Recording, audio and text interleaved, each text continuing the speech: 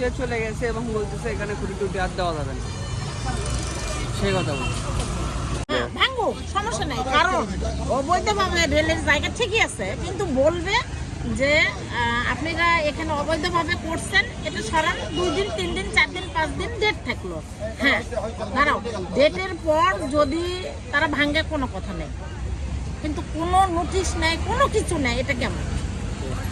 আপনারা কি এটা লিজ নিছিলেন কি? না, কোনো কিছুই নেইনি, আমরা অবৈধভাবে করছি, ঠিকই আছে, গরিব মানুষ করে খাচ্ছি, সমস্যা কি, তাই নাকি? কিন্তু হ্যাঁ, তাদের জায়গা তারা ভেঙে দিতে পারে, কিন্তু নোটিশ করবে তো, নোটিশ করবে না, যে বলতে পারতো না, কেন বলতে হবে?